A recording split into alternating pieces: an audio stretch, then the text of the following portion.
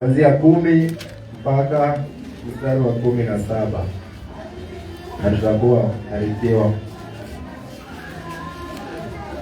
Kitabu ni cha Luka Mtakatifu 13 kuanzia mstari wa 10 mpaka wa 17. Utasoma.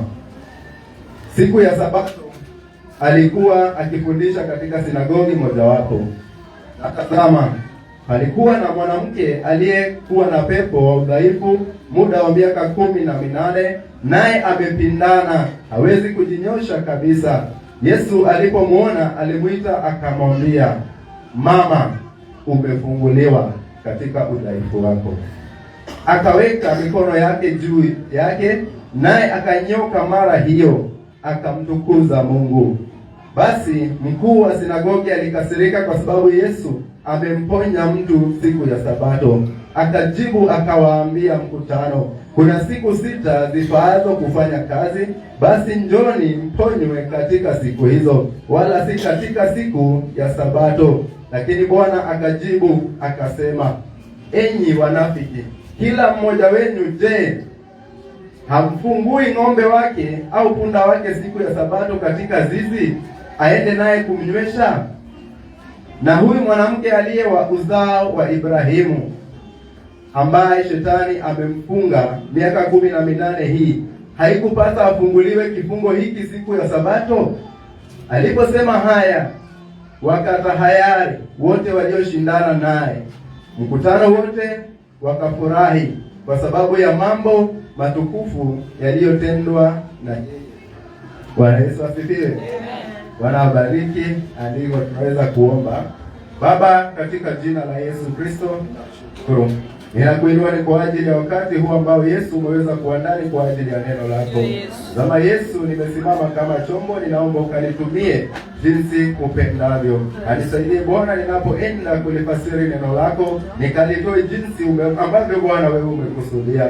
Zama mbele zetu kuna matoleo ambayo imetolewa. Sadaka hizo Yesu tunazikabidhi mbele zako, ukiomba Bwana wote ambao wametoa ukaweze kuwabariki, ukaweze kuwainua na kuongeza yale ambayo wamepungukiwa kwayo, katika jina la Yesu Kristo. Uketipo kulisikia neno lako Yesu, naomba Bwana Roho wako Mtakatifu akaandae mazingira mazuri ya kuweza kulipokea. Jina lako Yesu litukuzwe, maana umetenda. Ni kwa jina la Yesu nimeomba na kuamini. Amen. Nitawasihi tuketi kwa jina la Yesu Kristo. Kichwa cha ujumbe wa siku hii ya leo itakuwa ni subiri wakati wa Mungu. Bwana Yesu asifiwe. Subiri wakati wa Mungu. Kuna wale ama wengi wetu ambao tunaweza kuwa tunatazamia kitu, tumeweka mikakati ya mwaka mzima ukianza, itakapofikia Disemba kuna yale ambayo tumeyatazamia kuweza kuyapata. Bwana Yesu asifiwe. Ina maana kwamba kuna mikakati nimeweka, lakini bado ninasubiri.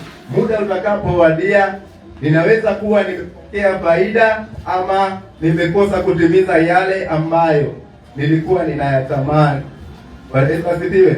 Maana wengi wetu wale ambao tunasafiri maeneo ya mbali, kuna wale ambao huamua kwamba kuanzia Januari kuna kiwango cha fedha litakuwa ninakihifadhi, ni kwa ajili ya kusafiri Disemba, ili kwamba nitakapofikia muda huo niweze kuelekea upande wa nyumbani.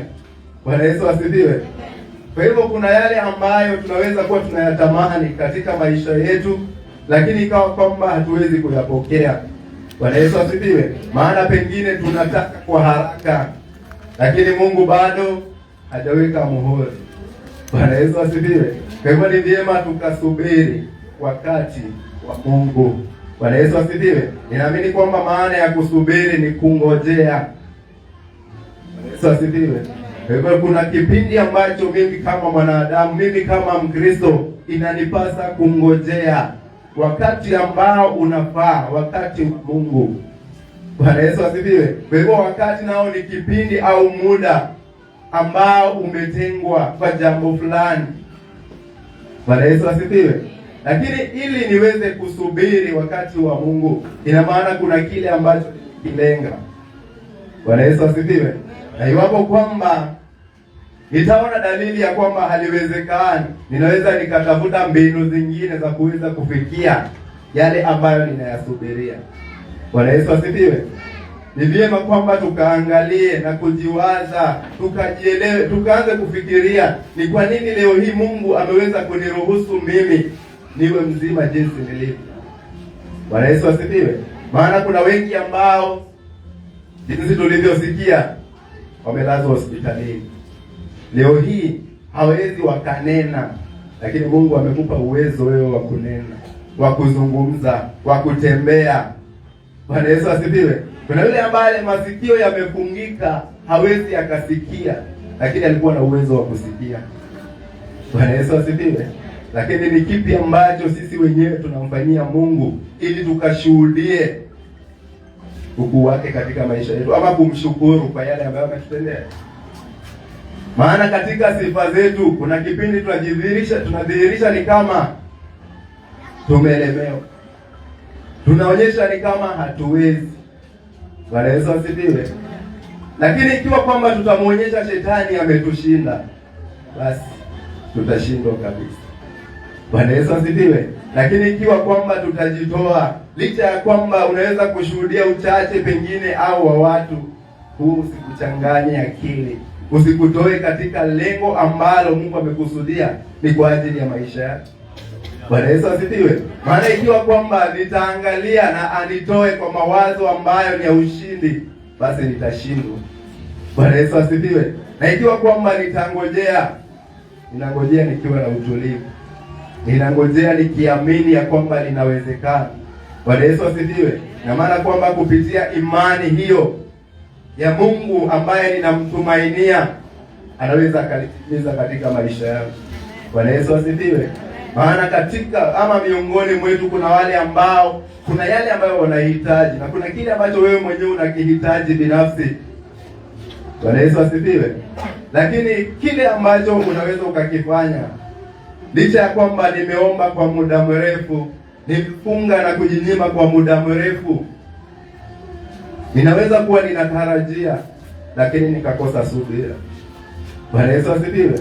Lakini wapo nitasubiri wakati wa Mungu, ni yeye anayefahamu vyema kile ambacho ameweza kuniandalia.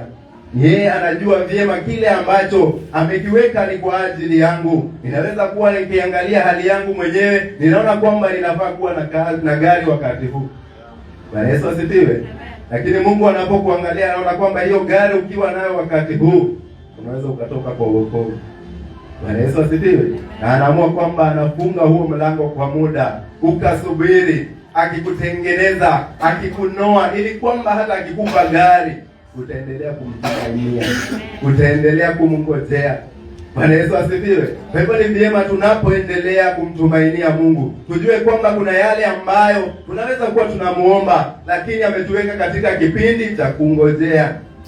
Bwana Yesu asifiwe. Haijalishi umeiomba kwa muda upi, lakini kuna yale ambayo atayatimiza iwapo tutaendelea kungojea. Kuna wale ambao tunapata katika maandiko walingojea kwa miaka mingi ili Mungu akaweze kutimiza katika maisha yao. Bwana Yesu asifiwe. Haimaanishi kwamba Mungu alikuwa ameshindwa kwa kuwa hajatenda wakati ambao ulikuwa unataka wewe mwenyewe. Bwana Yesu asifiwe. Lakini kwa wakati wa Mungu atalitenda. Bwana Yesu asifiwe. Kwa hivyo ni kuendelea kungojea. Kwetu ni kuendelea kuomba. Tusikate tamaa, bali tuendelee kumngojea Mungu. Bwana Yesu asifiwe. Maana yale ambayo ametuahidi atayatimiza. Lakini ikiwa kwamba tutajiangalia na tuone kwamba tunaomba tu lakini hatupati matokeo, ina maana kwamba nimekosa subira ya kuweza kungojea tu yale ambayo Mungu ataweza kuyatenda. Bwana Yesu asifiwe. Kwa hivyo ninaweza kuwa chanzo cha kumnyima Mungu nafasi ya kunitendea kile ambacho nimekiomba kwa muda mrefu. Bwana Yesu asifiwe. Kwa sababu ya kuchoka. Lakini tutakapokuwa tunaendelea katika maandiko ambayo nimeyasoma, ninaamini kwamba tutashuhudia ya kwamba kuna kitu ambacho tunaweza tukakipokea iwapo tutasubiri. Bwana Yesu asifiwe. Tumeanza kusema katika kitabu ambacho kilikuwa ni cha Luka Mtakatifu 13 kuanzia 10. Siku ya Sabato alikuwa akifundisha katika sinagogi mojawapo. Hapa tunazungumzia kuhusu Yesu Kristo mwenyewe. Alikuwa anafundisha katika sinagogi. Bwana Yesu asifiwe. Alafu natazama, palikuwa na mwanamke aliyekuwa na pepo wa udhaifu muda wa miaka 18, naye amepindana, hawezi kujinyosha kabisa. Bwana Yesu asifiwe. Ina maana kwamba hali zetu ambazo tunapitia hata siku hii leo, kuna mengine ambayo yanaweza kuwa yanatokana na nguvu za giza. Bwana Yesu asifiwe. Miaka ni mingi, lakini kumbe ni giza hilo limenifunga mimi nisiweze kuwa uhuru. Bwana Yesu asifiwe. Maana tunapata hapa kwamba kwa miaka 18 pepo wa udhaifu ulikuwa umemwandama huyu mama. Miaka 18, kile ambacho umekumbana nacho kinaweza kuwa ni cha miaka. Bwana Yesu asifiwe. Kwa hivyo nikianzia pale, ninaamini kwamba unaweza kujihoji, ujue yako ni ya muda unatoshana aje. Bwana Yesu asifiwe.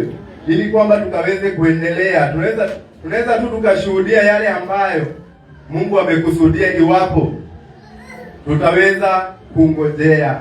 Bwana Yesu asifiwe. Maana miaka 18 alikuwa na pepo wa udhaifu ambao ulimsababisha akatembea kama ameinama.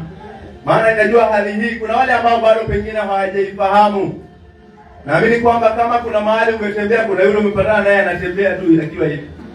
Bwana Yesu asifiwe. Ina maana kwamba hawezi akasimama akajinyosha. Yaani yeye anakaa, anatembea, anaishi ni kama mtu ambaye ameketi chini. Licha ya kwamba anaendelea kuingia hekaluni. Bwana Yesu asifiwe. Anajitoa, anatembea, anaingia hekaluni. Hatujui alikuwa anatoka wapi ndio afike hekaluni. Bwana Yesu asifiwe. Lakini maandiko yanaonyesha kwamba yeye aliendelea kuingia, licha ya kwamba kuna pepo wa udhaifu ambao ulikuwa umekaa ndani mwake. Bwana Yesu asifiwe. Alikuwa anaendelea yeye kuingia. Ina maana kwamba ndani mwake aliendelea kumtumainia Mungu. Bwana Yesu asifiwe. Yeye aliendelea kuingia, maana alitaka kusikia kile ambacho Mungu amekusudia na maisha yake. Kwa hivyo hali yake haikumzuia kuendelea kumwomba Mungu. Je, ni hali ipi ambayo unapitia ambayo imekushuhudia ama imekuzuia wewe kuweza kumtumainia Mungu siku hii ya leo? Bwana Yesu asifiwe. Na je, hali kama hiyo ingekuwa ndani mwako ama ingekuwa kwa mwili wako, ungekuwa na nafasi ya kuweza kuingia hekaluni? Bwana Yesu asifiwe. Ikiwa kwamba nitaweza tu kutembea hivi, ninatembea miaka 18 niko hivi, nitakuwa na nguvu ya kuingia hekaluni kweli? Bwana Yesu asifiwe. Ni hali ambayo ni ngumu, lakini tunaambiwa kwamba yeye aliendelea kuingia. Bwana Yesu asifiwe. Na kwa miaka 18 aliendelea kungojea. Bwana Yesu asifiwe. Na maana kwamba hali ambayo alikuwa anakumbana nayo, alikuwa ni ako kwa kifungo ambacho udhaifu wenyewe ulikuwa unasababishwa na pepo. Na maana kwamba magonjwa mengi katika maisha yetu, katika miili yetu, yanaweza kuwa yanatokana tu na nguvu za giza. Lakini kwa kuwa hatujajitambua, hatujaelewa, pengine hatuingii katika mikutano ili kufundishwa, tunaweza tukakaa jinsi tulivyo kwa muda mrefu bila kupokea uponyaji ama utofauti katika maisha yetu. Bwana Yesu asifiwe. Haimaanishi kwamba miaka 18 hakukuwa na mtu ambaye angeweza kumwombea akapona. Maana kipindi kile cha nyuma kabla ya Yesu kuja, si watu walikuwa wanaombewa na wanapona, lakini Mungu angemtumia mtu. Bwana Yesu asifiwe. Lakini huyu aliendelea kusubiri, aliendelea kungojea. Kuna wale ambao tumeshuhudia katika maandiko, walikuwa wanachukua hatua ya imani, wanamtafuta Yesu mahali alipo. Bwana Yesu asifiwe. Lakini hapa tunapata kwamba huyu, ilikuwa ni siku ya Sabato, naye kama kawaida, siku ambayo ameitengea Mungu, haikujalisha hali ambayo anakumbana naye, lakini aliendelea kuingia. Bwana Yesu asifiwe. Sijui kama ninaweza nikavumilia kile ambacho alikuwa anakumbana nacho, ili kwamba nikaweze kuingia, ni kwa ajili ya kumtukuza Mungu. Bwana Yesu asifiwe. Lakini leo hii mimi niko na miguu, niko na mikono, niko na nguvu mwilini mwangu, lakini kumchezea Mungu imekuwa ni ngumu. Kujitoa ni kwa ajili ya Mungu imekuwa ni ngumu. Bwana Yesu asifiwe. Kuachilia tu sifa zetu kwake imekuwa ni shida. Lakini kuna mwanamke ambaye alikuwa anakaa hivi. Bwana Yesu asifiwe. Lakini anajitoa, anaingia, na hata pengine labda wakiimba yeye alikuwa anacheza. Bwana Yesu asifiwe. Haikutegemea hali ambayo, hakuangalia hali aliyokuwa nayo ikamzuia kumtukuza Mungu. Bwana Yesu asifiwe. Kwa hivyo ni hali gani hiyo ulio nayo ambayo inaweza kuwa imekuzuia wewe kujitoa ni kwa ajili ya kazi ya Mungu? Bwana Yesu asifiwe. Kichwa cha ujumbe ni subiri wakati wa Mungu. Ina maana kwamba kwa miaka 8 alikuwa akifungoni, lakini yeye aliendelea kusubiri. Tofauti ni kwamba hakungojea akiwa nyumbani, lakini aliendelea kuzingatia siku ya Sabato. Bwana Yesu asifiwe. Alijua ya kwamba mimi licha ya kwamba nina udhaifu, bado nitaendelea kumngojea Mungu. Bwana Yesu asifiwe. Naye aliendelea kuingia hekaluni, aliendelea kuingia katika sinagogi. Na siku hiyo ambayo aliingia, kumbe yule ambaye alikuwa akifundisha alikuwa ni Yesu Kristo. Bwana Yesu asifiwe. Ina maana kwamba katika kipindi hicho Mungu alikuwa amemwandalia nafasi yake ya kuweza kupokea ushindi na uponyaji wa yale ambayo alikuwa ameyatazamia kwa muda mrefu. Bwana Yesu asifiwe. Maana katika kipindi hiki unapata kwamba wale ambao huwa na udhaifu, kuna kutengwa hata kanisani. Bwana Yesu asifiwe.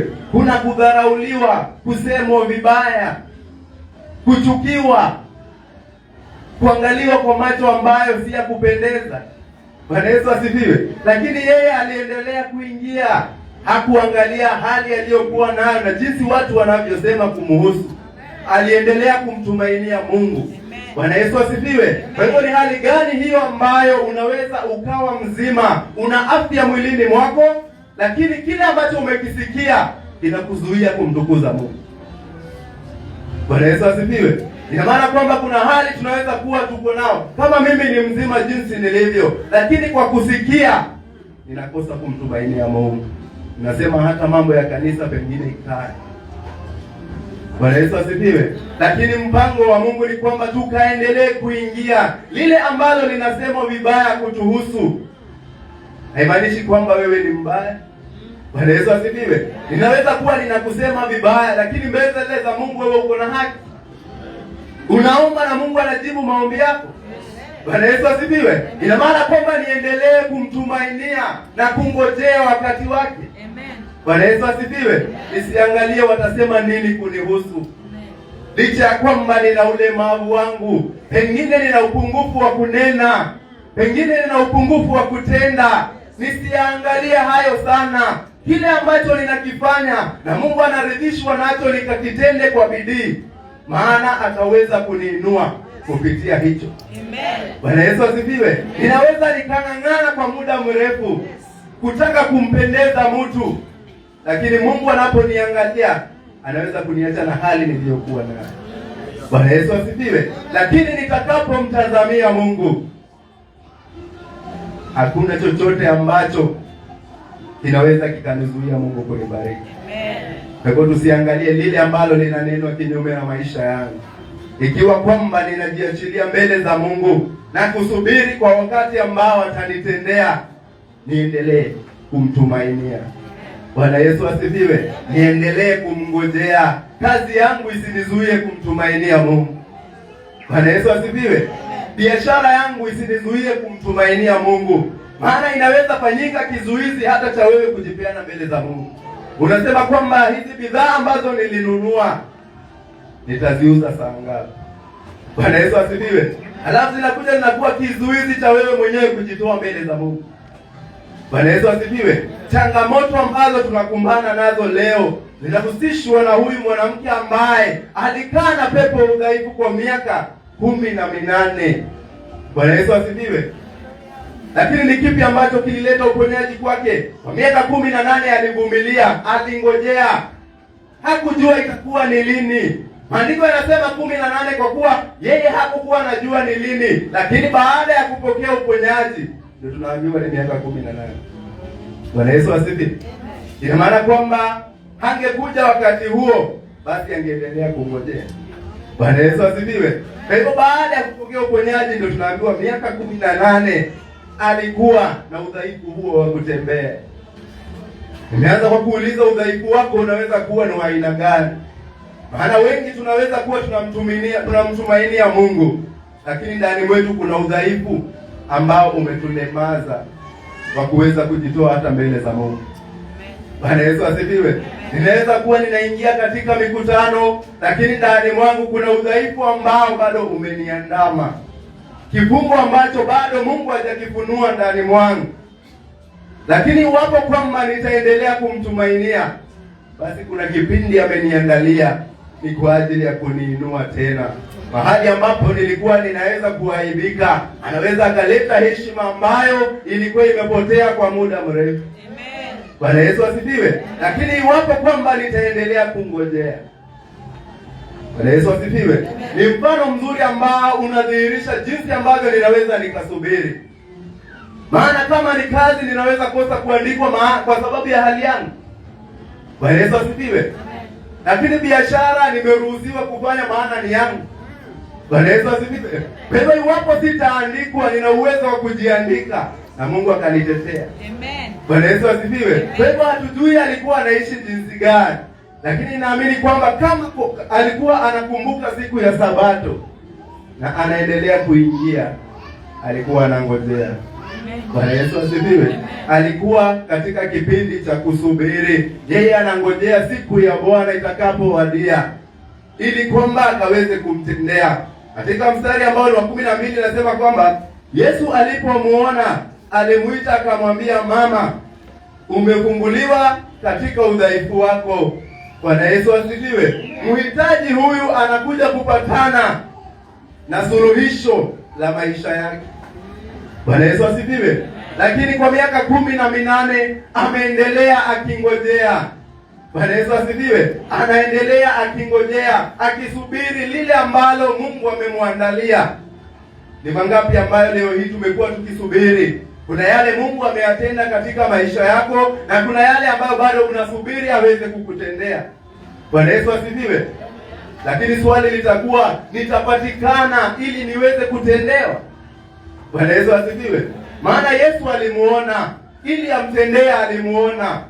Bwana Yesu asifiwe. Na maana kwamba aliangalia hali yake, akajua huyu kuna udhaifu ulio ndani mwake. Alihitaji uponyaji, alihitaji ukombozi ndani mwake. Bwana Yesu asifiwe.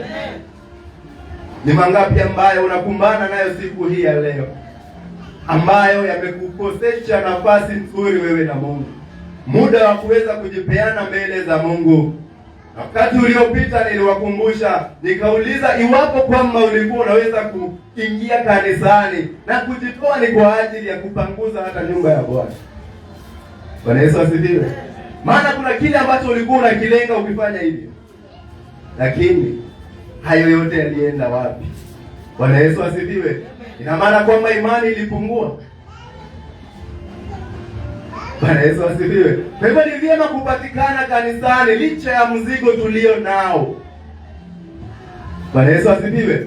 Tuendelee kuingia licha ya changamoto tunazokumbana nazo, zisifanyike kizuizi cha mafanikio yetu. Bwana Yesu asifiwe. Zisifanyike kizuizi ambacho ni cha kuinuliwa au kukombolewa kwetu. Bwana Yesu asifiwe. Ninanena na mtu ambaye siku hii ya leo ndani mwake anajua mzigo aliyoubeba. Maana hapa kuna mama ambaye alikuwa na mzigo ambao ulikuwa ni wa mwili wake mwenyewe. Ina maana kwamba hangeweza hata kumpokeza mtu, nisaidie hapa, ili mgharimu yeye mwenyewe. Bwana Yesu asifiwe. Udhaifu ambao naamini kwamba ukiwa nao hata wewe mwenyewe unaweza kuuaibikia. Bwana Yesu asifiwe. Maana unaanza kusema kwamba watu watalichukuaje, licha ya kwamba umezaliwa nao. Usipoufurahia ina maana kwamba hautakuwa unajielewa, lakini Mungu alikuwa na kusudi na huyu. Bwana Yesu asifiwe. Maana kapata kwamba hapa katika mstari wa 12 Yesu alipomuona akamwambia, mama, umefunguliwa katika udhaifu wako. Bwana Yesu asifiwe. Ina maana Yesu aliangalia uhitaji wake, maana alipatikana mahali panafaa wakati unaofaa, na Mungu akaweza kumwambia kwamba umeweza kupona katika udhaifu wako. Bwana Yesu asifiwe. Je, mahitaji niliyo nayo yanaweza yakanizuia kuingia hekaluni? Bwana Yesu asifiwe. Na je, ninaweza nikasubiri kwa miaka zaidi ya 18 nikimngojea Mungu? Maana ninatamani niwe na kazi yangu nzuri, lakini bado Mungu ameruhusu niende Kashwa. Bwana Yesu asifiwe. Ninatamani niache kulipa rent, lakini bado Mungu ameruhusu kwamba niendelee kuwekeza. Bwana Yesu asifiwe. Kwa kipindi chake anaweza akanitendea, lakini nitakuwa na huo moyo wa kungojea. Bwana Yesu asifiwe. Ni vyema ya kwamba tukaweze kujiangalia, ni mahali ama ni wapi ambapo niliteleza na kuanguka. Ni wapi ambapo matendo yangu yamefanyika kizuizi cha baraka zake Mungu ambazo ameniandalia. Bwana Yesu asifiwe. Maana ikiwa kwamba nitaendelea kusubiri wakati wa Mungu, ni wakati ambao unafaa. Maana kile ambacho atakutendea, ikiwa ni kukuweka huru, atakuweka huru kabisa. Bwana Yesu asifiwe. Lakini swali ni je, nikijitafutia uhuru wangu mwenyewe, unaweza ukawa wa kudumu kweli? Bwana Yesu asifiwe. Maana kuna kipindi ambacho madeni yanaweza yakakuzunguka. Unajipata kwamba unachukua deni hapa uweze kulipa deni pale. Na maana kwamba unazunguka tu kwa madeni. Bwana Yesu asifiwe. Kumbe suluhisho bado halijapatikana. Kile ambacho unakifanya ni kujaribu kuepukana na kelele za wenye kupeana.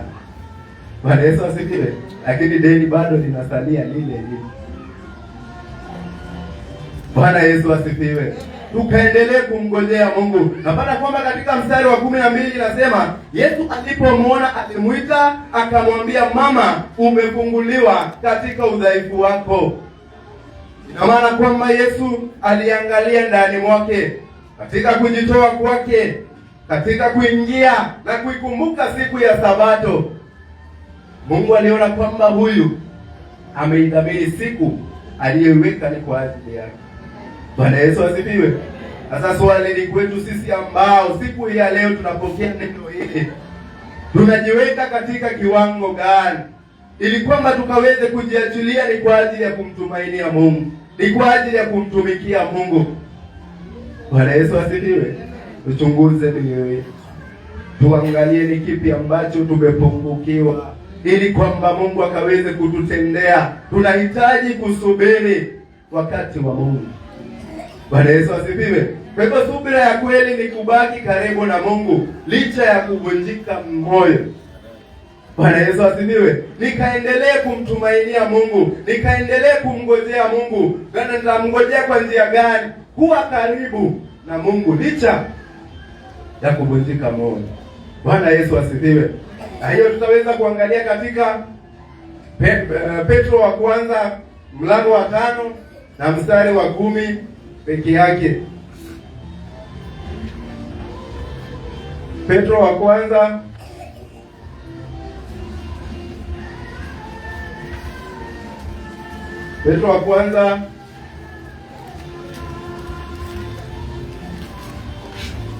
Kalisomea hiyo. Petro wa kwanza mlango ni wa 5.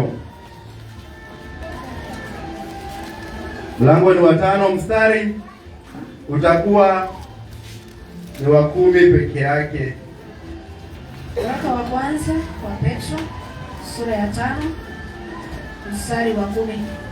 Na Mungu wa neema yote aliyewaita kuingia katika utukufu wake wa milele katika Kristo, mkiisha kuteswa kwa muda kidogo, yeye mwenyewe atawatengeneza na kuwadhibitisha, na kuwatia nguvu.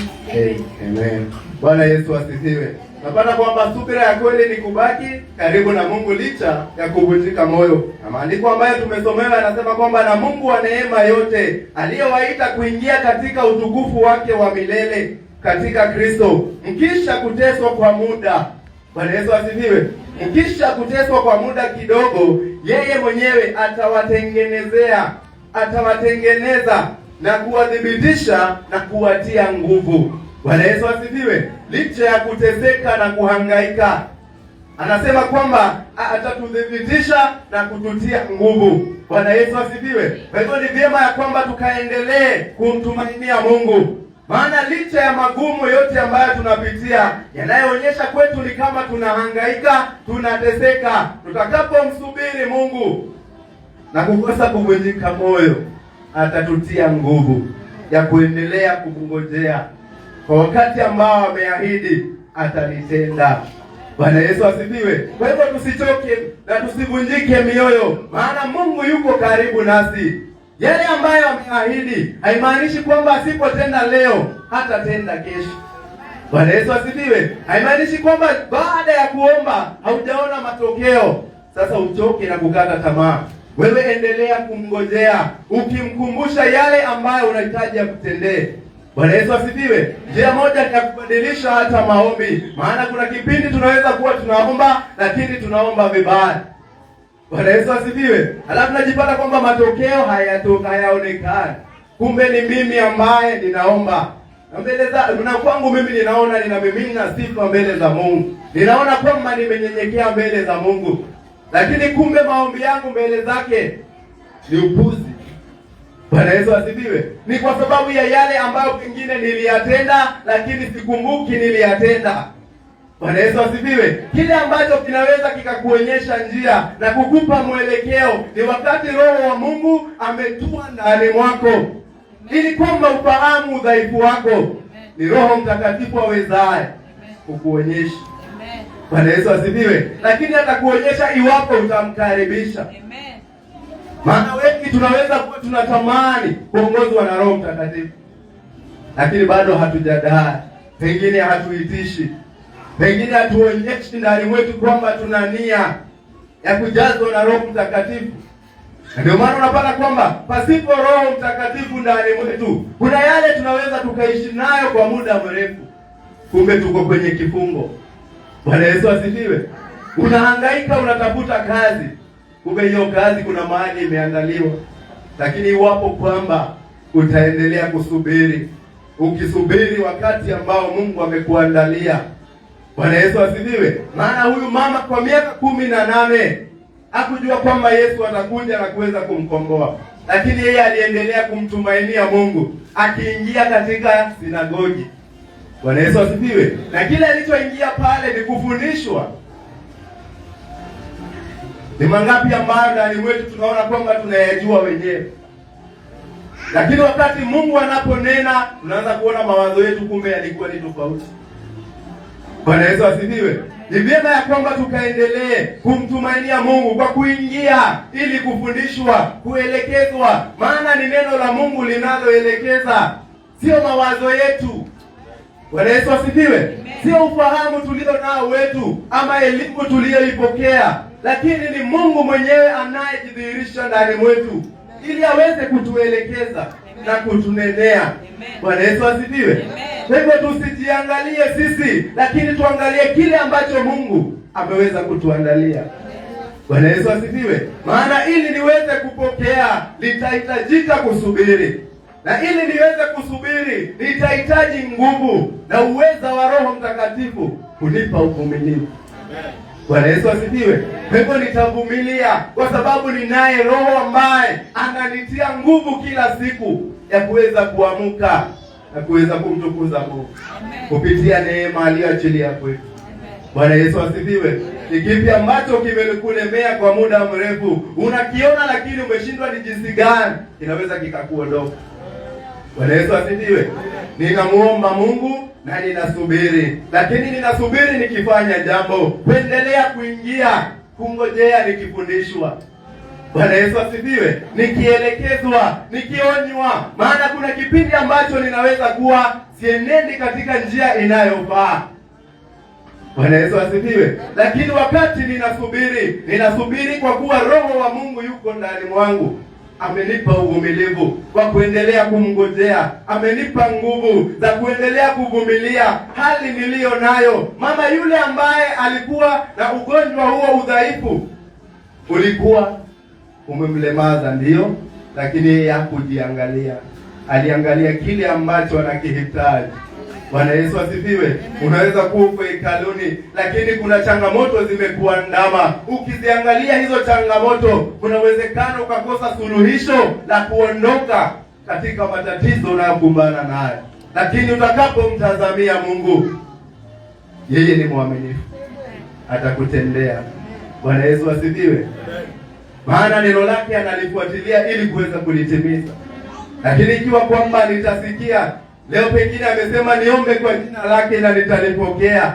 Nimeomba, nimetaja jina Yesu Kristo, lakini sijapokea, haimaanishi kwamba nimeomba vibaya pia. Bwana Yesu asifiwe. Lakini kumbe amekuweka katika kipindi cha kungojea.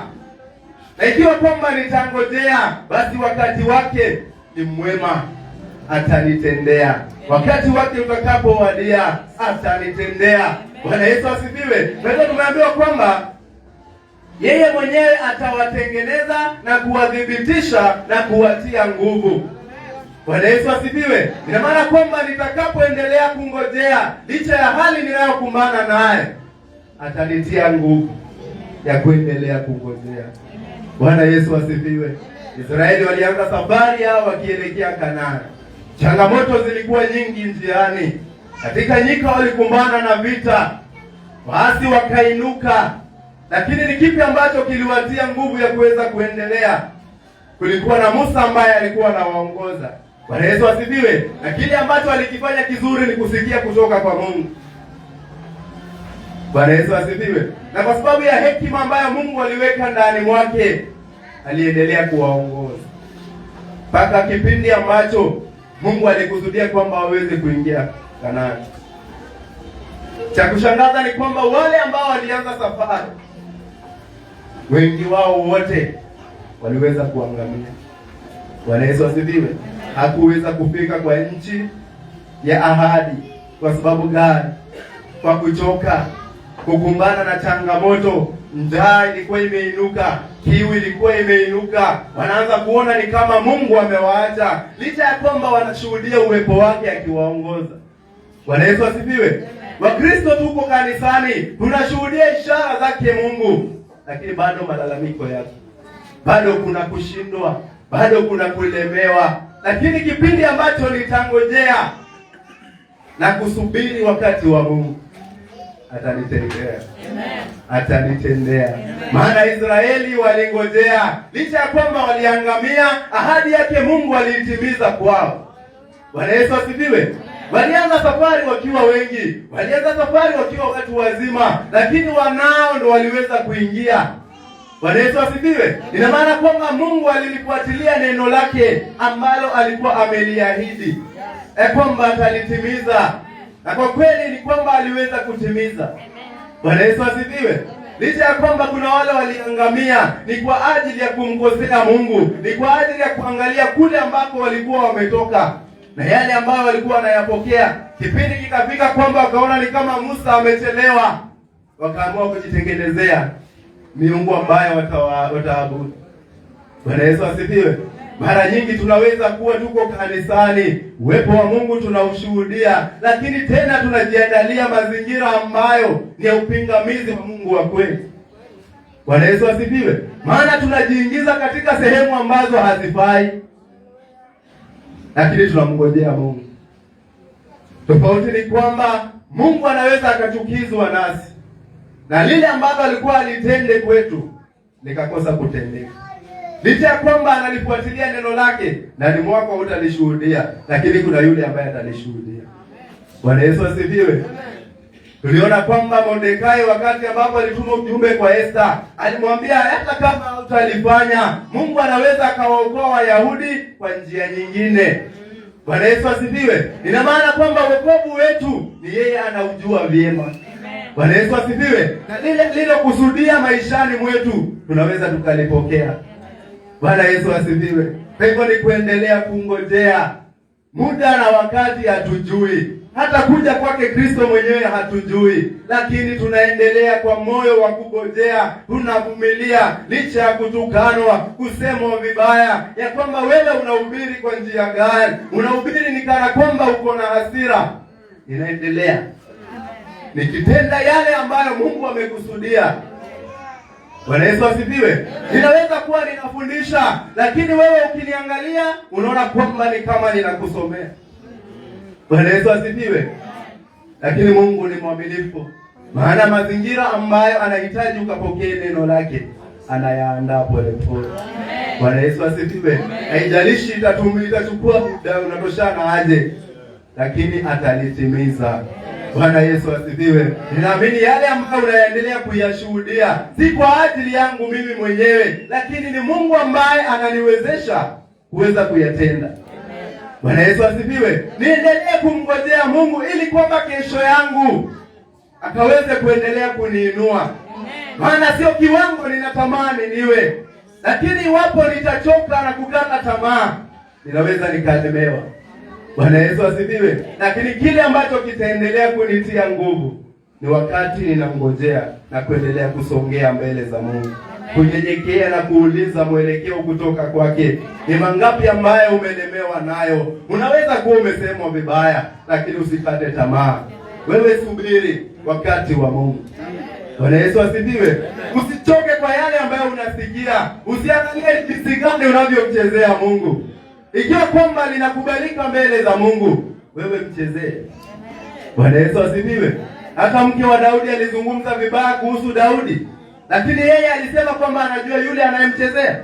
Bwana Yesu asifiwe. Kwa hivyo nisiaibikie matendo yangu iwapo tunapendeza mbele za Mungu. Bwana Yesu asifiwe. Maana tunaendelea kungojea, na iwapo nitaendelea kungojea jinsi nilivyo, ninaweza nikangojea kwa upungufu na nikakosa kupokea kile ambacho ninakihitaji. Bwana Yesu asifiwe. Lakini nikisalia katika njia ya Mungu na kuendelea kumuomba, nikinyenyekea aweze kunitendea, atanitendea. Bwana Yesu asifiwe. Ataniinua. Maana kiwango ambacho hata wewe ulio siku hii ya leo haimaanishi ni chako. Kuna kile Mungu amekuandalia, lakini subiri wakati wake atakutendea. Amen. Bwana Yesu asifiwe. Wengine wewe unang'ang'ana na kuandikwa, lakini Mungu amekusudia kwamba utajiajiri. Haimaanishi kwamba umechelewa. Bwana Yesu asifiwe. Watu walingoja kwa miaka mingi ili kwamba wakaweze kufanikiwa. Ibrahimu alingojea kwa miaka ya zaidi ya 25 na Mungu akaweza kumtendea. Bwana Yesu asifiwe. Ni lipi ambalo Mungu hawezi kukutendea wewe? Bwana Yesu asifiwe. Ninaamini ya kwamba ninanena na mtu ambaye anaweza kuwa amechoka kusubiri. Anaweza kuwa ameshuhudia kushindwa. Anaweza kuwa ameshuhudia kwamba amelemewa. Lakini wapo nitangojea wakati wa Mungu. Bwana Yesu asifiwe. Atanitendea. Kwa hivyo kusubiri ama subira ya kweli ni kubaki karibu na Mungu licha kuvunjika moyo. Bwana Yesu asifiwe. Kwa hivyo hapo tumeona kwamba anatudhibitisha na kututia nguvu tukiendelea kumtumainia yeye. Bwana Yesu asifiwe. Maana Mungu huyu wa neema yote alituita akiwa na kusudi.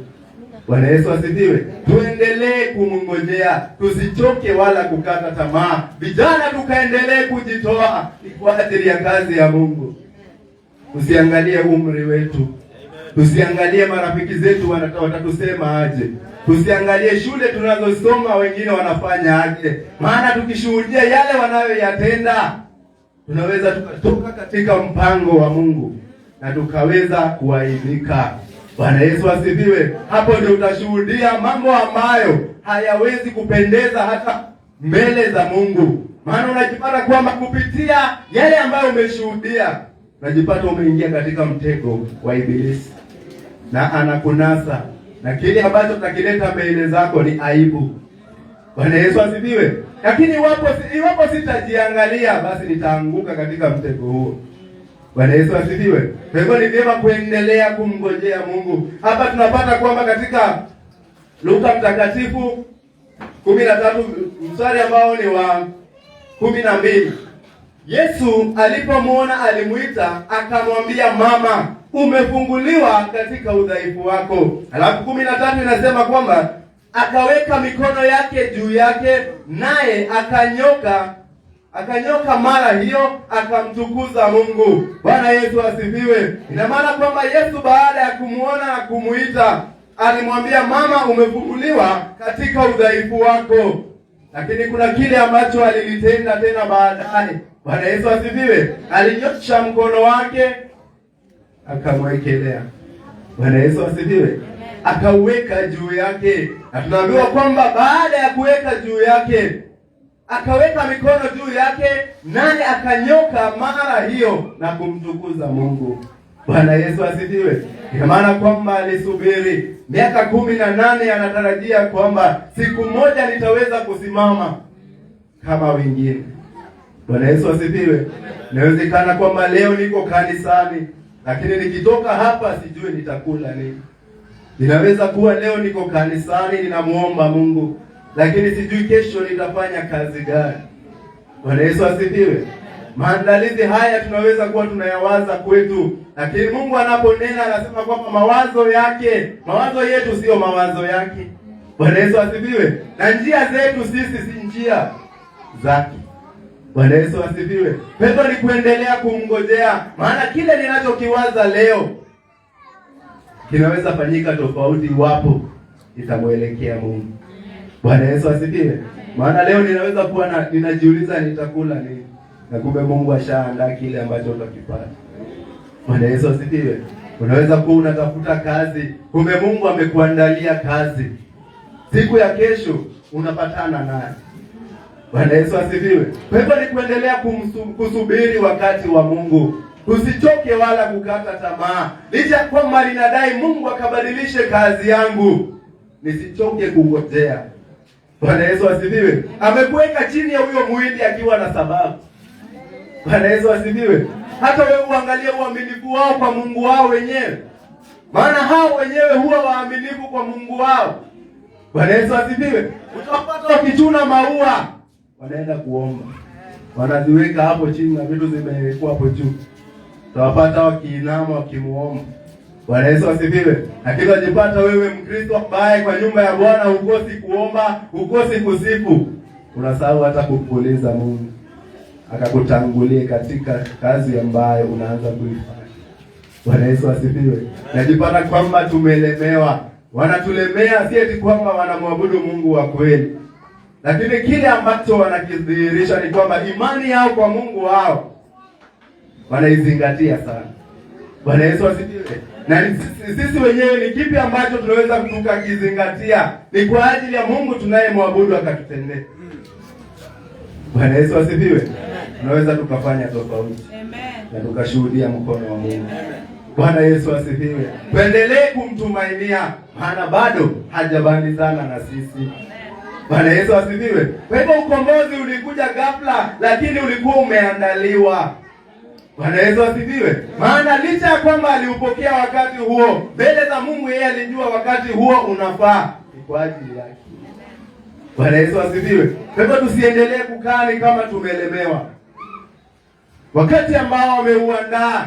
Maana tunapata kwamba hapa akaweka mikono yake juu yake, naye akanyoka mara hiyo akamtukuza Mungu. Kilichofuata ni kwamba alimtukuza Mungu. Ina maana kwamba hali hiyo hakuwa anaifurahia. Bwana Yesu asifiwe. Tunaweza kuwa kwa hali ambayo haitupendezi, lakini kipindi Mungu atakapotutendea tunaweza tukaendelea kumshukuru. Ni wangapi ambao Mungu aliwafungua lakini leo hii hawezi patikana kanisani? Ni wangapi leo hii Mungu amewatendea makubwa mpaka wanaweza kuwa na biashara zao wenyewe, lakini leo hii katika nyumba ya Bwana hawapatikani? Lakini wakati wa kungojea wakiomba walikuwa wanajitolea. Bwana Yesu asifiwe. Mungu anawafuatilia, na kile ambacho atakitimiza kwao ni yeye anakijua.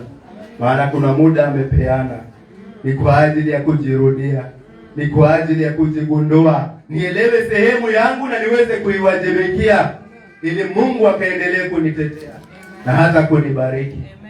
Bwana Yesu asifiwe. Maana yale ambayo tumeyashuhudia na tuliyashuhudia, tutaendelea kuyashuhudia, maana Mungu tunayemwabudu hajatuacha yatima. Bwana Yesu asifiwe. Haimaanishi kwamba ametuacha yatima, licha ya kwamba tuliona ndani mwetu kuna udhaifu, kuna yale ambayo tulishuhudia, sasa tunapaswa kuyatenda. Moto ule ukaanza Jumamosi ya kwanza, Jumamosi ya pili, ya tatu, ya nne, ukaanza kupoa. Bwana Yesu asifiwe. Nazungumza kuhusu nini? Hofu iliyoingia ndani mwetu baada na kile kilichotukuta. Bidii ambayo mlikuwa mmeiweka wakati huo, tungeendelea nao. Wakati huu Mungu kuna yale ambayo alikuwa ametutendea. Bwana Yesu asifiwe. Lakini kwa ajili ya kuchoka, wengi wetu tulikata tamaa. Bwana Yesu asifiwe. Kwa sababu ya kuchoka, kuvunjika moyo, kuona kwamba haliwezekani, tukaanza kosa kuonekana. Mahali ambapo kipindi kilifikia mpaka unaweza fikiria kwamba ni Jumapili, lakini ilikuwa ni Jumamosi. Ni kwa sababu gani? Hofu iliingia ndani mwetu. Na hiyo hofu ilikuwa ni kumuuliza Mungu maswali. Ni maana kwamba haikuwa ni kwa ajili ya kumtukuza Mungu, ni kwa ajili ya kumsihi Mungu atuelekeze. Lakini ilikuwa ni kwa ajili ya ni nini ambalo litafanyika baada ya hapo. Bwana Yesu asifiwe. Lakini iwapo nitaendelea kumtumainia Mungu na kumuomba, atanitendea. Bwana Yesu asifiwe. Kwa hivyo hiyo bidii inaweza ikarejea. Maana tunahitaji ni kwa ajili ya kumsihi Mungu akalikumbuke kanisa. Bwana Yesu asifiwe. Tuendelee kujitoa, maana ni yeye tu ndio mwelekeozi wetu. Yeye ndiyo kiongozi wetu. Iwapo kwamba tutaendelea kumtumainia na kusubiri wakati wake, kuna yale ambayo ukiyatamani kwa haraka anaweza akaruhusu ya kupate, lakini ya kuangamiza hiyo. Bwana Yesu asifiwe. Kuna yale ambayo tukilazimisha ataruhusu tuyapokee, lakini kwa kipindi litatuweka chini. Bwana Yesu asifiwe. Lakini lile ambalo tutalipokea baada ya kunyenyekea na kujiachilia mikononi mwake na kungojea, kama huyu mwanamke ambaye alingojea kwa miaka 18, atatutendea. Na atakapotutendea litakuwa ni la kudumu. Bwana Yesu asifiwe. Maana kwa miaka 18 huyu mama alikaa akiwa ameinama. Bwana Yesu asifiwe. Alikuwa hawezi kufanya mambo mengine, lakini Yesu alimwangalia, akamwambia udhaifu wako umepona. Akanyosha mkono wake, akamwekelea juu yake, na udhaifu huo ukaisha, akasimama. Bwana Yesu asifiwe. Inaweza kuwa ninamngojea Mungu, inaweza kuwa ninamwabudu Mungu, na hali yangu inaonekana ni ngumu, inaonekana kwamba nimelemewa. Nitakapomngojea Mungu kwa wakati wake, atanitendea. Bwana Yesu asifiwe. Nisitoke kungojea, maana kwa wakati wake atajibu maombi yangu. Amen. Bwana Yesu asifiwe. Maana anajibu maombi. Kama alijibu wakati wa Hana, anaweza akajibu wakati wake. Amen. Usichoke, usikate tamaa. Bwana Yesu asifiwe. Najua miaka ambayo Sara alipata nayo mtoto ni Bwana aliyekusudia. Wewe unaweza kuwa umekaa ukingojea, haimaanishi kwamba Mungu alimalizana na wewe. Kwa kipindi chako yeye atakutendea. Bwana Yesu asifiwe. Lile ambalo unalitisha moyoni mwako, unalidai kwa muda mrefu, anaweza akakutendea. Lakini salia mwaminifu kwake. Endelea kumngojea, endelea kunyenyekea, maana msingi huo wa wokovu ukiwa ndani mwangu, atanipigania. Bwana Yesu asifiwe. Maana kufa, kuzikwa na kufufuka naye ukiwa ndani mwangu. Roho Mtakatifu anitawale, ajae ndani mwangu, atanitia nguvu ya kuendelea kumngojea. Amen. Bwana Yesu asifiwe. Umuhimu wa ushirika, unaweza ukalijaza kanisa na nguvu za Roho Mtakatifu. Lakini wapo kwamba tunadai moja tu, Mungu anaangalia, naona hapa ni kama kuna shida. Bwana Yesu asifiwe. Lakini tutakaposhirikiana, kuna kipindi wanafunzi walishirikiana, mitume walishirikiana kwa pamoja, na wakiomba Roho wa Mungu alishuka na kujaa ndani mwao. Ina maana kwamba tunakusanyika ni kwa ajili ya Roho Mtakatifu kujaa ndani mwetu, ili jukumu ambalo ameweka ndani mwetu litimie. Tunahitaji nguvu za Roho Mtakatifu ndani mwetu. Kwa pamoja tunapomuomba Mungu atatuelekeza ni wapi tunastahili kwenda. Bwana Yesu asifiwe. Maana ninaweza kuwa kama mwinjilisti, ninataka niwafikie watu, lakini ikiwa kwamba sitajazwa na nguvu za Roho za Mtakatifu kuniongoza, ninaweza nikalemewa. Ninaweza kuwa na ushawishi mzuri wa kumwalika mtu ama kumshawishi Mungu kuokoka, lakini akose kuwa wa kudumu. Bwana Yesu asifiwe. Lakini roho hiyo ya Mungu ikijaa ndani mwangu, ninapozungumza naye, Mungu amenipa kibali, Mungu amenitangulia. Nitakaponena naye anashawishika, anakubali, anaingia hekaluni na anatulia akingojea mwelekeo ambao unatoka kwa Mungu. Bwana Yesu asifiwe. Kwa hivyo ni vyema tukaweze kushirikiana. Iwapo mitume walishirikiana ni kwa ajili ya kujazwa nguvu za Roho Mtakatifu, hata nasi tunaweza tukashirikiana, tukimwomba Mungu aweze kutuelekeza. Bwana Yesu asifiwe. Maana tunahitaji Roho wa Mungu ili kanisa likaongezeke. Bwana Yesu asifiwe. Iwapo kwamba sitaendelea kudai, kanisa linaweza kuwa linadidimia.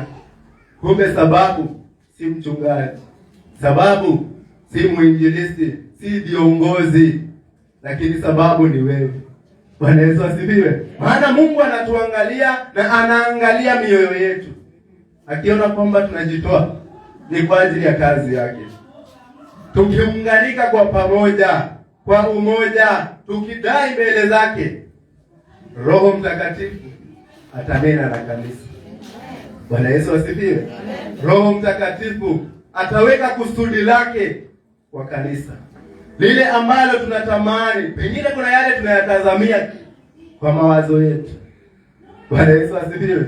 Lakini kumbe Mungu anaweza akashuhudia tofauti. Ni kuendelea kumkojea. Bwana Yesu asifiwe. Ni kuendelea kumsihi kwa pamoja, ili Roho wa Mungu atawale ndani mwetu na akatuelekeze kwa njia inayostahili. Maana tunasubiri wakati wake. Bwana Yesu asifiwe. Hatukuanzia mahali tulipo leo kwa sababu ya kusubiri. Bwana Yesu asifiwe. Ingekuwa ni uharaka wa kutafuta vitu vingine, pengine tungekuwa huko. Lakini kile ambacho kilishuhudiwa ndani mwake, yule aliye kuwapo alisubiri. Bwana Yesu asifiwe. Hatua za Mungu ni pole pole. Bwana Yesu asifiwe. Nikiharakisha ninaweza nikaanguka, nikashindwa, nikatoka katika mpango wa Mungu na kuingia kuanza kumtumikia Mungu ambaye ni wa dunia hii. Bwana Yesu asifiwe. Licha ya kwamba nitakuwa madhabahuni ninahubiri, lakini Mungu ambaye ninamhubiri atakuwa ni yule anayetawala katika dunia hii. Bwana Yesu asifiwe. Na iwapo mimi kama kiongozi nitakuwa ninahubiri Mungu wa dunia hii, ni maana kwamba wote watakaochukua chini yangu watakuwa wanatawaliwa na ile roho. Bwana Yesu asifiwe. Kwa hivyo tuna jukumu ya kuweza kuendelea kumwabudu Mungu. Tumshukuru kwa yale aliyotutendea, na tumshukuru kwa yale ametutendea leo, na kwa yale ambayo amepanga kututendea. Maana ahadi zake zinadumu na atalitimiza kwa wakati unaofaa. Bwana Yesu asifiwe. Kwa hivyo tuendelee kumngojea, tusichoke wapendwa. Maana mwanamke huyu aliteseka kwa muda mrefu, lakini kwa mguso mmoja alinyooka na akasimama. Bwana Yesu asifiwe. Ina maana kwamba Mungu wakati wake utakapowadia juu ya maisha yako, kile ambacho ulikuwa unakitazamia, ukiwaambia watu wanaona kwamba hakiwezekani, siku moja anaweza akakitimiza maishani mwako. Amen. Bwana Yesu asifiwe. Na wakati anakitimiza licha ya miaka yako, maana wengine huangalia miaka wanaona kwamba hili haliwezekani kwao. Bwana Yesu asifiwe. Lakini hapo nilitazamia nikiwa na miaka 25, akanipa na miaka 45, bado ni mwaminifu kwangu. Bwana Yesu asifiwe. Wale niliowashuhudia wanaweza kuwa hata hawako duniani leo. Bwana Yesu asifiwe. Lakini Mungu amenipa uwezo, amenilinda ili kwamba ahadi zake zitimie ndani mwangu. Alinipa uzima wa kuweza kuendelea kungojea. Neema yake iko juu yangu. Amenipa ya kuweza kuendelea kusubiri, kwa wakati wake atalitimiza. Bwana Yesu asifiwe. Kwa hivyo tuendelee kumtumainia Mungu. Tuendelee kumngojea Mungu. Tusichoke, tusikate tamaa. Bwana Yesu asifiwe. Kwa hivyo subira hurejesha heshima hata maishani mwetu. Maana kuna kipindi ambacho tunaweza kuwa tunaona kwamba tunaishi katika aibu. Bwana Yesu asifiwe. Tunaweza kuona ni kama tunaishi sawa sawa na wale ambao walishindwa. Aibu imetusonga. Tunaona kwamba hatuwezi. Tunaona kwamba hatufai. Mama huyu katika miaka aliyokuwa nayo, ninaamini ya kwamba alikumbana na changamoto ambazo pengine hazijatajwa hapa. Bwana Yesu asifiwe. Jinsi nilivyoshuhudia kwamba kuna kuteswa, kuna kukataliwa, kuna kutengwa. Wakati pengine tunaenda hata katika rali. Ni wangapi ambao wangetembea na mtu wa aina hiyo? Na sisi ni Wakristo. Bwana Yesu asifiwe. Ni changamoto ambalo tunapaswa kujiangalia, tuone kama kweli linawezekana kwetu. Si langu, lakini lile ambalo tunaweza tukashuhudia ni ya kwamba tuangalie mfano wa huyu mama, kile ambacho alikitenda. Bwana Yesu asifiwe. Licha ya udhaifu wake, pengine alinenwa vibaya, pengine alichekelewa hata njiani akitembea, pengine alisemwa vibaya. Kuna wale ambao hata utukana mtu, lakini aliyavumilia haya yote. Bwana Yesu asifiwe. Maana alikuwa anangojea, alikuwa anasubiri, hakuchoka kungojea, aliendelea kuingia hekaluni. Bwana Yesu asifiwe. Kwa hivyo subira hurejesha heshima maishani mwetu, na tunaona baada ya kuweza kuwekelewa mkono, kuna kile ambacho alikifanya, alimshukuru Mungu. Bwana Yesu asifiwe. Baada ya kutengwa, hata jamii huwa inakutenga. Unapata kwamba umekataliwa hata na wazazi wako wenyewe. Bwana Yesu asifiwe. Ni kwa sababu ya hali ulio nayo. Wanakutenga, wanakukataa, ndugu zako hawakutaki. Bwana Yesu asifiwe. Lakini licha ya hayo yote, kuna kitu kimoja alikifanya. Aliendelea kumtumainia Mungu. Bwana Yesu asifiwe. Akaendelea kuingia katika sinagogi, maana alikuwa anafundishwa. Bwana Yesu asifiwe. Alijua kwamba kile ambacho kinaweza kumpa tumaini ni neno la Mungu. Bwana Yesu asifiwe. Wanadamu wanaweza kuwa wamenena mabaya kunihusu, wamezungumza matope kunihusu, lakini mwanamke huyu aliangalia, akaelewa kwamba kuna yule ambaye ananifaa zaidi. Bwana Yesu asifiwe. Akaangalia licha ya kukataliwa pengine na jamii yangu, kuna yule ambaye amenikubali jinsi nilivyo. Akaamua kumtumainia. Bwana Yesu asifiwe. Ninaweza nikaendelea kumtumainia Mungu, nisichoke. Bwana Yesu asifiwe. Nisiangalie ni nini nitaneno kinyume na maisha yangu, nisiangalie aibu ninayoletewa mbele za macho yangu, lakini nikaendelea kumtumainia Mungu. Maana mama huyu angetoka, hata sinagogi angekuwa anaingia. Bwana Yesu asifiwe.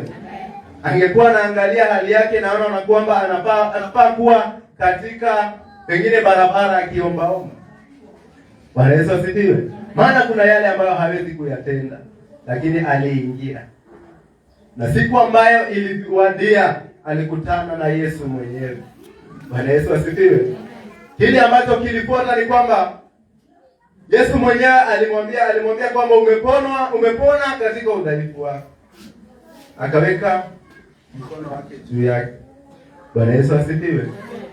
Na kilichofuata ni kwamba udhaifu aliokuwa nao aliweza kusimama. Maana kwamba Mungu ana nguvu za kutuumba upya. Bwana Yesu asifiwe. Tunaweza tukaumbwa upya. Haijalishi ya kwamba tumekaa katika mazingira yanayokaa aje. Dandora ambayo inashuhudiwa kuwa mbaya inaweza ikabadilika kwa ajili ya mimi na wewe. Iwapo tutaendelea kujiachilia na kuiweka mbele za Mungu, anaweza akabadilisha hali tunayopitia. Shuhuda ambazo zinatolewa vibaya ni kwa ajili ya mtaa huu. Ni sisi wenyewe tunaoweza kusimama kwa pengo, ni kwa ajili ya mtaa wa Dandora. Bwana Yesu asifiwe. Maana tunahitaji kusalimisha mbele za Mungu. Licha ya kwamba hatuelewi wengine jinsi wanavyofanya, lakini sisi tunaelewa yule tunayemuomba na anaweza akabadilisha. Bwana Yesu asifiwe. Sifa ambazo ni mbaya, ukitaja unaambiwa, unaulizwa una survive aje? Bwana Yesu asifiwe. Wewe unaulizwa una survive aje? Kumbuka kuna watu wako na plots huko, wameishi maisha yao yote hapa, lakini Mungu amewalinda, amewahifadhi, amewatetea mpaka leo. Bwana Yesu asifiwe. Kwa hivyo maswali mengine yanaweza kuwa yanaulizwa kwetu, hofu inaweza kuwa imeingia ndani mwao, lakini sisi tunajua kwamba tuna mlinzi ambaye anatulinda usiku na mchana. Bwana Yesu asifiwe. Analinda barabara zote tunazopitia, maana anaongoza hatua zetu. Mahali kuliko na hatari hawezi ruhusu tukapitie. Bwana Yesu asifiwe. Kwa hivyo tuendelee kumsihi Mungu aweze kutuelekeza, tukaweze kumsihi Mungu aweze kutuongoza, ili kwamba yale ambayo tunayatamani tukaweze kuyapata. Bwana Yesu asifiwe. Tutakaposalia kwenye ibada, tutashuhudia hata uponyaji maishani. Bwana Yesu asifiwe. Tutakaposalia kwenye ibada, tutashuhudia uponyaji maishani mwetu. Isaya 40 mstari wa 31 pekee yake.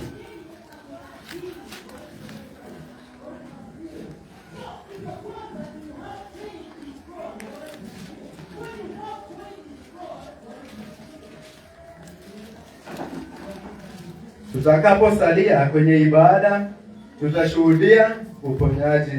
Isaya 40 mstari wa 31 pekee yake. Neno linasema katika Isaya sura ya 40 mstari wa 31, bali wao wamngojeo Bwana watapata nguvu mpya, watapanda juu kwa mbawa kama tai, watapiga mbio wala hawatachoka, watakwenda kwa miguu wala hawatazimia. Amen. Bwana Yesu asifiwe. Hivyo hapa tunashuhudia kwamba tutakaposalia kwenye ibada, tutashuhudia ushindi. Bwana Yesu asifiwe. Maana wale wanaomngojea Mungu watapata nguvu. Bwana Yesu asifiwe. Na nguvu zenyewe ni nguvu mpya. Watapanda juu kama mbawa, kama tai. Watapaa kwa mbawa kama tai. Watapiga mbio wala hawatachoka. Ina maana kwamba nitakapomkabidhi maisha yangu kwa Bwana, nitakapokabidhi maisha yangu kwa Mungu, licha ya yale ambayo ninaona, Bwana Yesu asifiwe, atanitia nguvu. Mbio ninazozipiga za imani, sitachoka licha ya makwazo. Bwana Yesu asifiwe. Maana ninasalia kwenye ibada. Ninajua ya kwamba ninapomngojea Mungu, kwa wakati wake atatimiza yale ambayo ameniandalia. Bwana Yesu asifiwe. Hivyo ni vyema tukaendelee kumtumainia Mungu, maana kwa wakati wake atatutendea. Mwanamke huyo hakuibikia hali yake, bali aliendelea kuingia kwenye sinagogi kumuomba Mungu, kusikia kile ambacho amekusudia na maisha yake. Bwana Yesu asifiwe. Tunaweza tukaendelea kusubiri wakati wa Mungu, maana ni mwaminifu. Bwana Yesu asifiwe. Maana hatuwezi tukachoka. Andiko amesema vyema ya kwamba watapiga mbio wala hawatachoka, watakwenda kwa miguu wala hawatazimia. Ina maana kwamba nitakapoendelea kumtumainia Mungu, nikisalia kwenye ibada, ina maana kwamba mwili wangu nimeutoa kama dhabihu, ni kwa ajili ya Mungu. Na wakati nimejitoa jinsi hiyo, ina maana kwamba ninamtumainia Mungu pekee. Bwana Yesu asifiwe.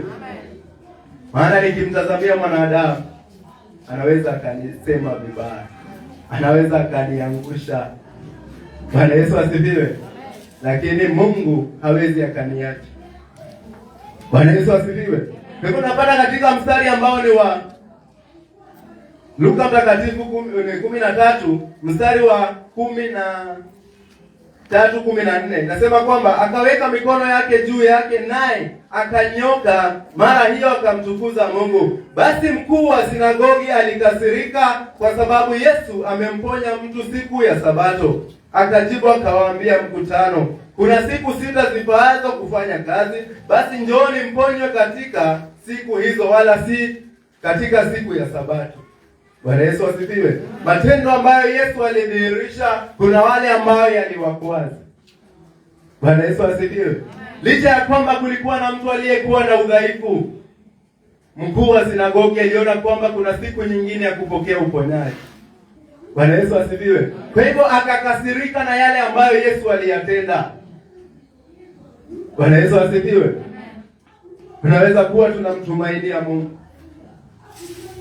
tusichoke licha ya yale ambayo yanashuhudiwa kutuhusu. Bwana Yesu asifiwe.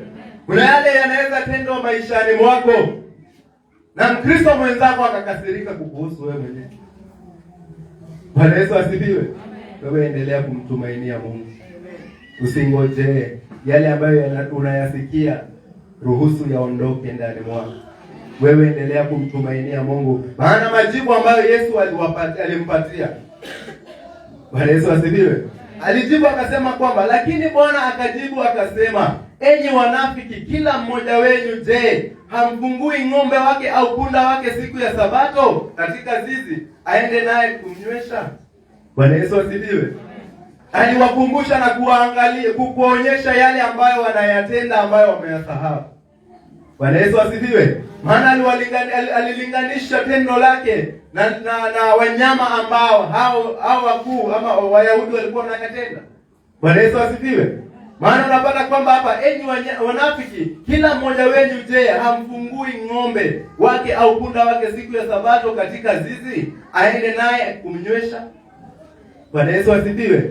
Alimaanisha kwamba tunaweza kuwa na uhitaji. Bwana Yesu asifiwe.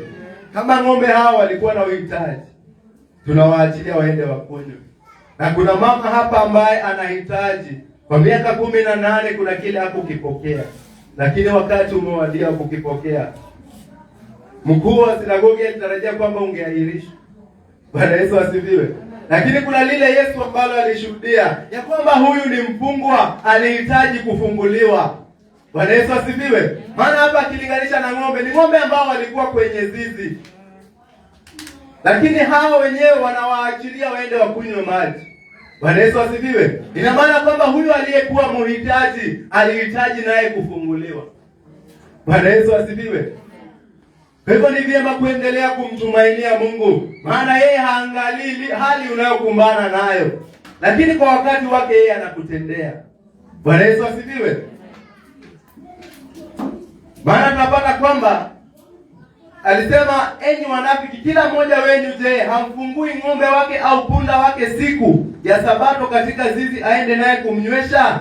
Na huyu mwanamke aliye wa uzao wa Ibrahimu, ambaye shetani amemfunga miaka 18 hii, haikupasa afunguliwe kifungo hiki siku ya Sabato? Bwana Yesu asifiwe. Naona kwamba Yesu mwenyewe anamlinganisha, anaona kwamba kwa kuwa alikuwa kwenye vifungo vya shetani, alihitaji kufunguliwa, na mwenye ufunguo wenyewe alikuwa karibu naye. Bwana Yesu asifiwe. Akaamua kumweka huru. Siku ya Sabato yenyewe ni yeye aliiweka. Bwana Yesu asifiwe. Kwa hivyo akaamua kutekeleza lile ambalo lilihitajika. Bwana Yesu asifiwe. Tunapata kwamba hapa huyu mwanamke aliye wa uzao wa Ibrahimu anawakumbusha ya kwamba huyu sio mtu wa nje. Bwana Yesu asifiwe. Ni mzao tu wa Ibrahimu, sawa sawa na mimi na wewe. Kwa hivyo ni kipi ambacho tunaweza kukitenda? Tumwache aendelee kuhangaika? Bwana Yesu asifiwe. Alikuwa anaonyesha ya kwamba alihitaji kufunguliwa, maana alikuwa kwenye kifungo cha udhaifu. Alikuwa anahitaji ukombozi. Bwana Yesu asifiwe. Hivyo hapa ninasema kwamba alikuwa ni uzao wa Ibrahimu ambaye shetani amemfunga kwa miaka 18 hii. Haikupasa afunguliwe kifungo hiki siku ya Sabato. Bwana Yesu asifiwe. Kwa hivyo kuna yale ambayo Mungu anatuangalia, na angalia wale waliotuzingira, atakutendea kwa wakati wako. Amen. Bwana Yesu asifiwe. Atakutendea kwa wakati aliyokusudia. Hata angalia watasema nini kukuhusu. Hata angalia jinsi ambavyo watasema kuhusu matendo ambayo Mungu amekutendea. Bwana Yesu asifiwe. Lakini ikiwadia wakati wake, atalitimiza kwako. Bwana Yesu asifiwe. Maana kupitia hata hao maadui wataenda kushuhudia yale Mungu mwenyewe ameyatenda. Amen. Bwana Yesu asifiwe.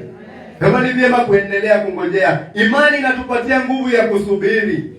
Ikiwa kwamba tuna imani kwake Yesu Kristo, anatujalia nguvu ya kuendelea kumngojea. Bwana Yesu asifiwe. Anatutia nguvu ya kuendelea kusubiri kwa ajili ya wakati wake. Huyo mama alizidi kuomba na kusikia kutoka kwake Mungu kupitia mafundisho ambayo yalikuwa yanatolewa katika sinagogi. Bwana Yesu asifiwe. Amen. Waebrania 10:22.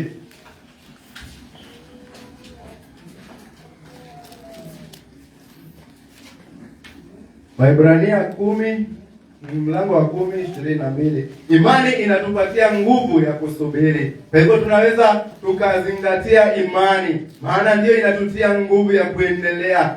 Bwana Yesu asifiwe. Imani hiyo tunapoitumia vyema, tukidai nguvu za kuweza kusubiri, atalitekeleza ndani mwetu. Bwana Yesu asifiwe. Hebrews 10:23. Maandiko yanasema katika Waebrania 10:22. 22 na 3.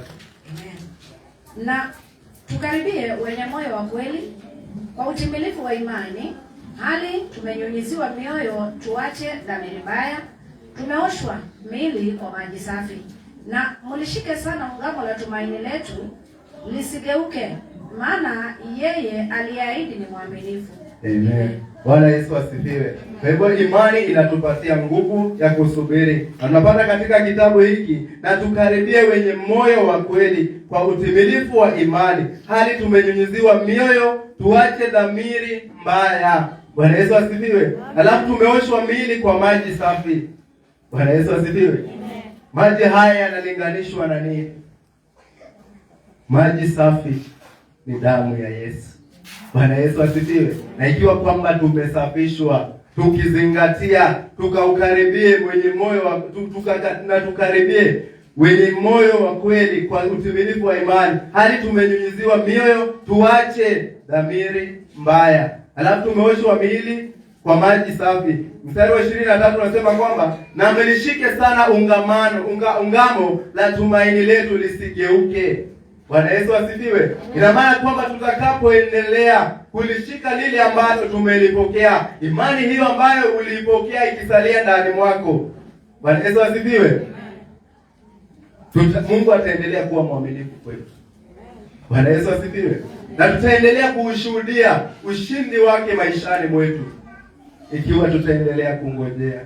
Tusichoke wapendwa, maana imani inatutia nguvu ya kuweza kusubiri wakati wa Mungu ili kwamba akaweze kutenda maishani mwetu. Bwana Yesu asifiwe. Kuna yule ambaye aliweza kuvumilia na kusubiri licha ya kwamba hataji sana kwenye maandiko, lakini mke wa Ayubu alisubiri. Bwana Yesu asifiwe. Maana changamoto ambazo zilimkumba Ayubu zilipata pia yeye. Bwana Yesu asifiwe. Ikiwa kwamba ni watoto kufariki, hata yeye alikuwa pale. Bwana Yesu asifiwe. Ikiwa ni wanyama kukufa na kuchukuliwa, alikuwa pale. Lakini sasa kuna kile ambacho kilimhusu moja kwa moja wakati mumewe alipokumbwa na udhaifu. Ugonjwa ulipoingia ndani mwake, ndipo shetani alishuhudia ndani mwake. Akamwambia kwamba mtukane Mungu aweze kufa. Bwana Yesu asifiwe. Na pale ndio tunamsikia sana. Lakini kumbuka kwamba kwa kipindi hiki chote alikuwa pamoja na Ayubu. Bwana Yesu asifiwe. Ina maana kwamba alistahimili, alivumilia, licha ya kwamba alikumbana na haya yote. Mungu alirejesha yale yaliyokuwa yamepotea. Hatujui watoto walitoka wapi, lakini Mungu alijitenda. Bwana Yesu asifiwe. Ni mangapi ambayo tunakusudia na tunayatamani katika maisha yetu, lakini moyo na nguvu ya kuvumilia hatuna. Bwana Yesu asifiwe. Tuendelee kumngojea Mungu. Imani itakapokaa ndani mwetu, na kutuongoza. Tutasubiri, kwa wakati wake atatutendea. Bwana Yesu asifiwe. Tusichoke tamaa, tusichoke, tuvumilie, stahimili yale ambayo unayashuhudia. Mungu atakuinua kwa wakati wake. Bwana Yesu asifiwe. Kwa hivyo uvumilivu huleta ushindi kutoka kwa Mungu. Ikiwa kwamba tutavumilia, tutapokea ushindi kutoka kwa Mungu. Bwana Yesu asifiwe. Maana mama huyu tunadhihirishiwa kwamba alivumilia, na ikiwa kwamba alivumilia naye Mungu akamkumbuka kwa wakati uliofaa, wakati uliomfaa, wakati ambao ulikuwa ndio uponyaji wake umewadia. Bwana Yesu asifiwe. Tuendelee kumtumainia Mungu. Uvumilivu huo ulimpa mwanamke ushindi baada tu ya kungojea. Yeye hakuchoka. Ndio maana inasema ya kwamba tunapaswa kuendelea kumtumainia Mungu. Bwana Yesu asifiwe. Tusiangalie yale ambayo tunakumbana na, maana yanaweza kuwa kikwazo cha sisi kuweza kushindwa. Neno la Mungu ni tumaini kwetu sisi wa Kristo. Tutakapoendelea kuingia na kusikia lile ambalo Mungu ametukusudia ama amekusudia kwa ajili ya maisha yetu, tutashuhudia utofauti. Maana neno hilo ndilo linatutia nguvu. Bwana Yesu asifiwe. Ikiwa kwamba analifuatilia ili aweze kulitimiza maishani mwetu, ina maana kwamba akiwa amesema kwamba utakombolewa, atalifuatilia. Bwana Yesu asifiwe. Na ikiwa kwamba utakuwa na imani, basi atakutendea. Bwana Yesu asifiwe. Kwa hivyo ni vyema tukaendelee kumngojea Mungu, maana neno lake ndilo mwongozo wetu. Na ikiwa kwamba tutazingatia neno lake, basi hata kusubiri kwetu kunaweza kuwa kwa bure. Bwana Yesu asifiwe. Maana wengi husema kwamba ninangojea wakati wa Mungu, licha ya kwamba si Mkristo, lakini anasema kwamba anangojea wakati ambao Mungu atautenda. Na mimi ambaye ninamwamini Mungu wa kweli, ni kipi ambacho ninakinena? Bwana Yesu asifiwe. Ni kipi ambacho ninakiamini ndani ya moyo wangu ya kwamba kitatimia?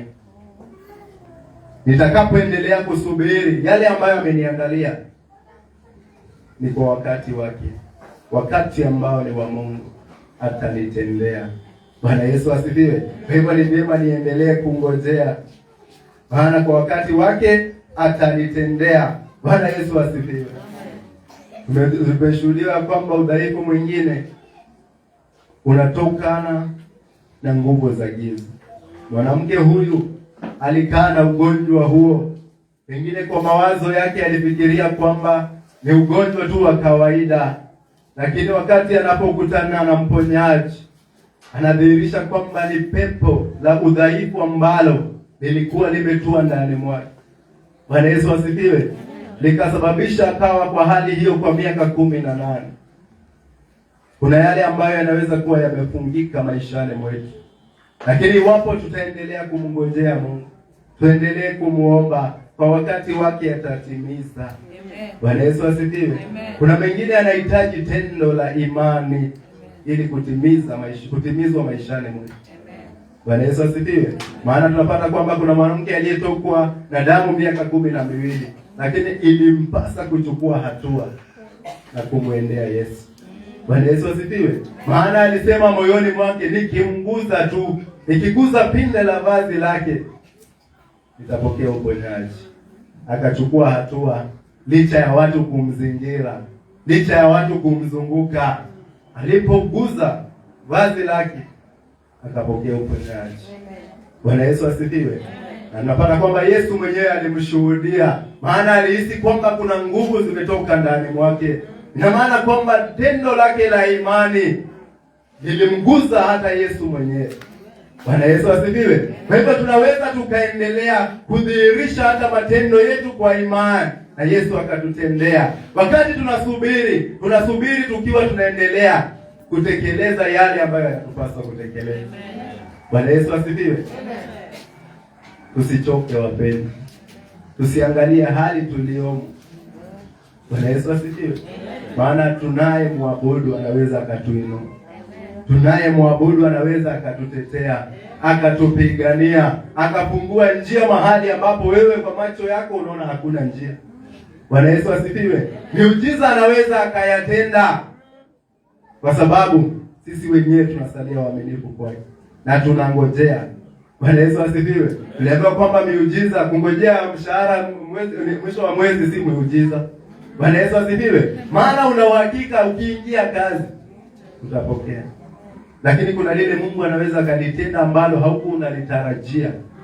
Bwana Yesu asifiwe. Maana kuna lile ambalo unaweza kuwa unaliamini Mungu atalitenda, lakini kuna lile ambalo haukuwa unalitarajia, na huo ndio muujiza. Bwana Yesu asifiwe. Maana kuna yale nimeyaweka kwa imani yangu, ninajua kwamba Mungu hili ninaamini utanitendea. Bwana Yesu asifiwe. Mfano mmoja ni kwamba ninangojea pengine pesa kwa mtu fulani, lakini katika kupita kwangu kwa barabara nikakutana na pesa. Bwana Yesu asifiwe. Hicho si kile ambacho ulikuwa umejiandalia, lakini Mungu amekitengeneza ni kwa ajili yako. Huo ndio muujiza. Bwana Yesu asifiwe. Kuna yale ambayo ninaweza kuwa ninaomba mbele za Mungu, lakini anaangalia kile ambacho kinakufaa akakitekeleza kwa haraka, kwa kipindi ambacho hata wewe mwenyewe haukuwa unatarajia. Bwana Yesu asifiwe. Maana kuna wengi ambao hata tunashuhudia, wale ambao pengine wanacheza hizi maavieti hawakuwa wanatarajia.